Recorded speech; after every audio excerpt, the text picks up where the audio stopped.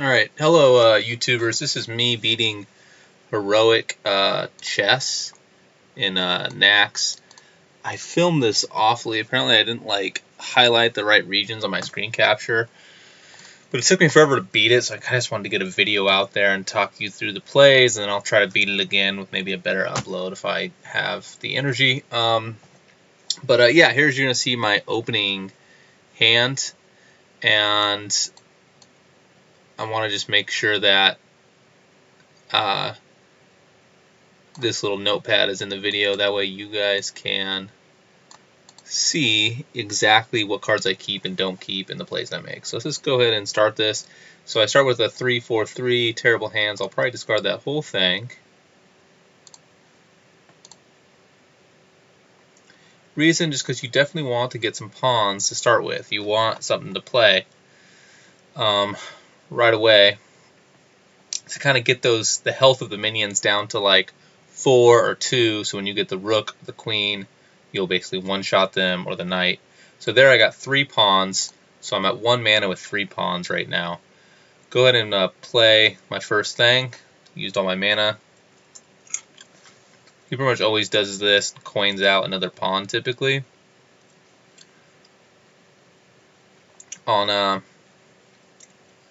So I got a rook, as you can see from last turn. So I'll write that here so you know what's in my hand. Rook and a knight are in my hand. I just dropped my other 2 pawns, so all I have is my rook and my knight left. Here I'm keeping my weakest pawn on the left, so if he ever comes down to activating that, it'll be on my weakest dude. I got another pawn, but I also have a 3-drop, so I'd much rather drop a 3-drop than a 1-drop and then not be able to play anything.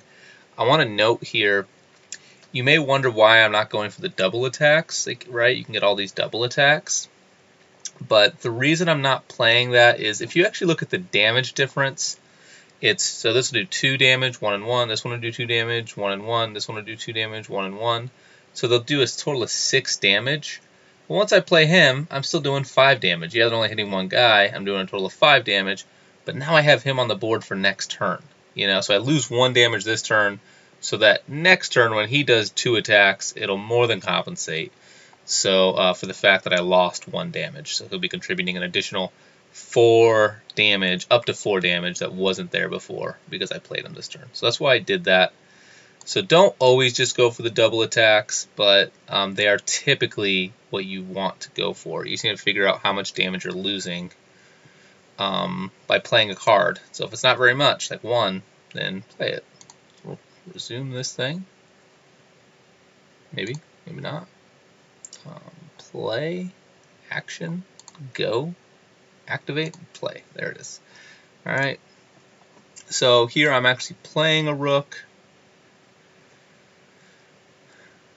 So the rook is gone, and that's turn 3. So now we're on turn 4 for me. Start of this is turn 4. So that means I have 4 mana when it hits back my turn.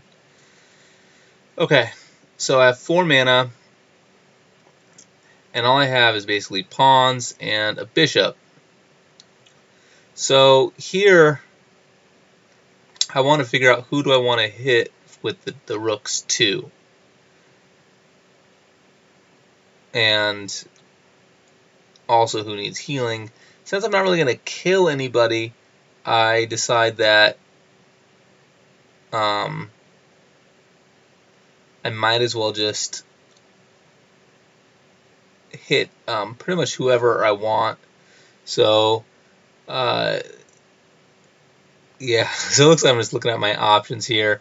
I actually think this is the best play of the night because early game you want rooks and knights, and you don't want to get bishops. You want pawns and rooks and knights early, and then you want your queen by around turn 7. That's exactly when you can play her.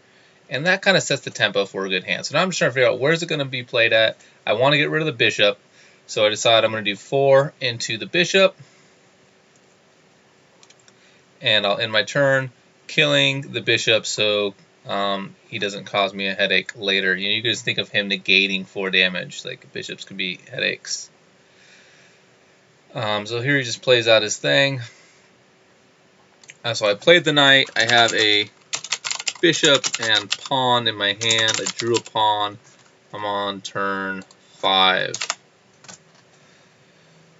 So here I'm part of my probably wants to get rid of this other bishop again, just like I did before. So that'd be like an attack with a swap. And then playing probably the bishop. So it's just kind of a matter of where do you want to play the bishop. So another thing too that kind of takes him out for a turn is if he's not going to really heal anybody a significant amount, then you can kind of ignore him. Like if he's going to heal people for 1 damage, this bishop, then he's not really that big a threat, you know. So here I'm actually saying, hey, you know what? I'm going to try to kill a bunch of creatures. So I'm going to kill that, kill him, and now I won't have to worry about this guy healing for 2 and just being annoying. So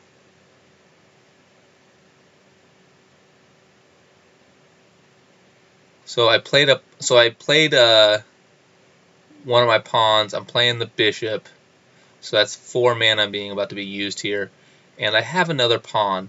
Another reason I want to heal this knight is just so I can reuse his effect. It's an amazing effect. He's a really good thing to heal. You know, if there's things you want to heal, a knight is a very, very good choice for that. So if I play this here, then I'll have to play the pawn right there to ensure that that gets hit. And that dies. So I definitely think you want to make sure you're healing your knight at a minimum. So I think this is the best spot. I'm just being very careful in how I deliberate. So I have 1 pawn left to play. Of course, this is just a bad spot. These are 2 identical things. This guy needs healing, so he should be here.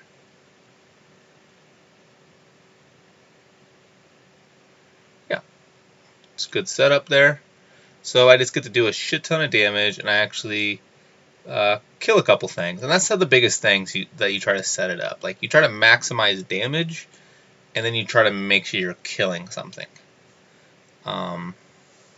Important targets to kill are knights, of course, and rooks. Those are 2 high priority targets.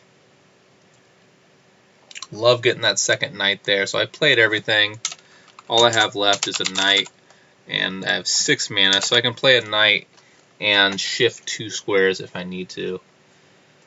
So this is like, hey, how do I want to set this up? I'm like, I'm pretty sure I want to kill this bishop this turn so he doesn't come back and be annoying. So I'm like, I knew that was going to happen. And now I'm trying to decide, who do I hit with this thing? Cool thing is, if I hit the 1/4, this will shift the column, which will make it so I can actually reach the knight with my rook by shifting him too. So, and knights are really important to get rid of, so I'll likely swap him 2 squares over to kill the knight.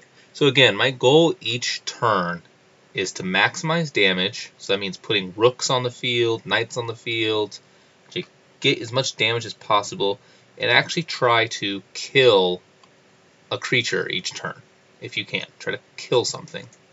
So the early game is about getting a lead on the board, and then put all your crappy pawns on the end.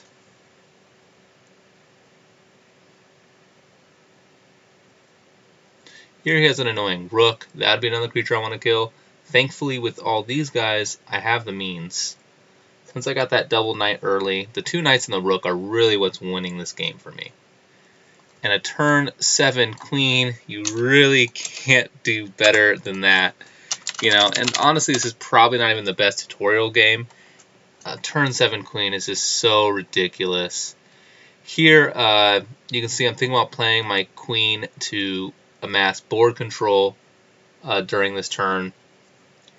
But I will note it's going to be very, very important to very, very important to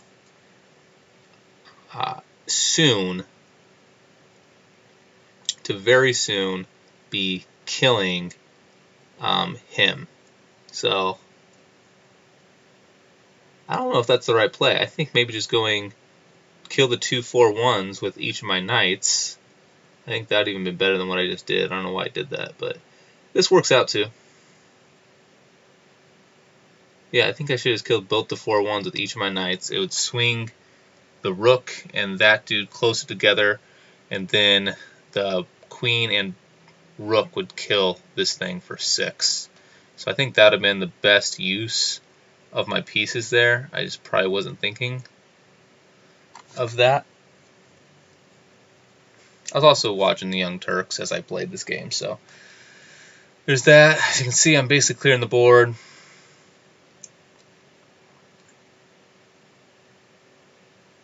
These knights are just amazing, so important to get knights and rooks early. Like, I don't really even care about this bishop, but it's turn 8, I have a bishop. So here I'm just trying to clear the board. Same with my my consistent principle of if you can set up a kill, set up the kill. Now, since I realize these creatures are fairly weak, I'd rather just have this dude start picking these guys off. Like, I am not worried about leaving a 1/4 up, so I'd much rather get this queen to do 4 to the face than care about this. This guy's just going to die naturally either to my knight next turn or to this thing. Also, you're going to note here, because I can't kill this thing this turn, I'm not really that worried about the fact I'm not getting those double hits. The fact I'm not doing 2 and 2. It's just like he's going to stay alive the next turn anyway. The following turn I can kill him with a knight, so he's going to be alive either way. I'd rather just make sure I get my bishop played. So now my hand's empty. There's really not much to do here. I mean, I need the rook to be across from the 1/2 to kill it, and yeah, I mean, everything's going to be healed as much as it can be. So yeah, it's a good play. Good, a nice 4 damage. He did not draw his queen. Another big thing here. He has not drawn his queen yet. If they do draw their queen, you basically need to kill it the same turn it comes out. Again, my tried and true principle, if you can kill something on this turn, do so. Here I'm just trying to see, well, what best needs to be healed? What is the best way I can play this out? So I decide I'm going to go do more damage to the face because I get plenty of stall time by having a big board. And I'll be able to get these bishops next to each other, allowing them to heal each other up and be like basically a tank in the center of my board as these guys do damage.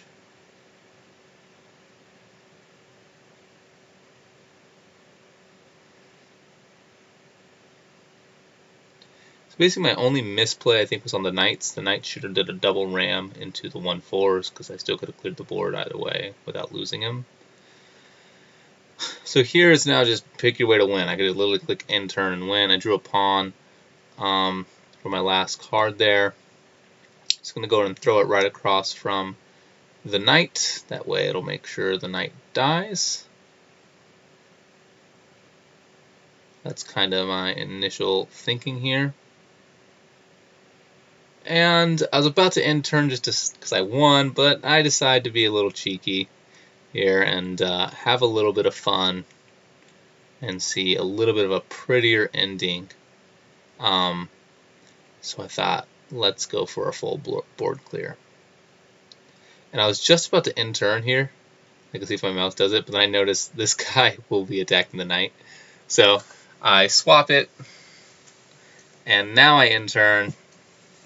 Voila. Boom. Guys pretty much all have full health except for the bishops. Board's clear. Dude is dead. GG. So thank you guys so much for watching. If you have any other questions or comments, please leave them in the description box. Really sorry that my hand got cut off in this video. But like I said, I already recorded it, and it took me about like 15 tries to beat this dude. I just was so annoyed. And I like to kind of learn bosses, so I don't necessarily just restart as soon as I can. Like, I will play through the game a few times, even if I don't get the perfect hand, to just get a feel of what can I do. You know, what is actually working, what's the best way to play, and I feel just playing it just 10 times back to back all the way out, trying your best, is one good way to get a feel for it. And then, of course, when you get one of these great, phenomenal hands, you just knock it out of the park because you understand how to be efficient with your cards.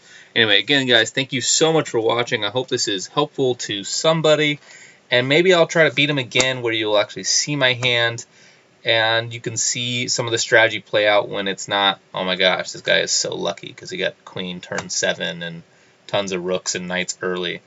But luck was definitely part of it. I played really well some games, and I couldn't do anything. I just didn't draw my queen. My queen was like the second to last card, and it's just, I lost the game. I couldn't kill him. Also, last tip, beginning of the game, you're focusing on damage and pieces control. Towards the end of the game, when you have your last 5 or 4 cards, that means you need to kill him in basically those 4 turns, because he destroys a minion per turn. So your board, your ability to maintain board control is basically gone. You get no more new creatures, and he's killing a creature of yours every turn. So when you have about 4 or 5 cards, you need to refocus from board control, which hopefully you've already established, to face and just ignore the board. Just get stuff up that can absorb damage, like those little 1/6 pawns. Get them to absorb damage, and try to get, leave one pawn at the very left, and then get a rook over there. Have a queen on the far right. Like as much as your damage guys on the far right, so they're actually doing direct damage. So as much as possible. So queen on the far right is typically a clutch thing to do, and do it a little early when you have 4 or 5 cards. Start thinking about that. By turn 3, when you have 3 cards left, you better be in that position, or more than likely you've lost. All right, well, good luck.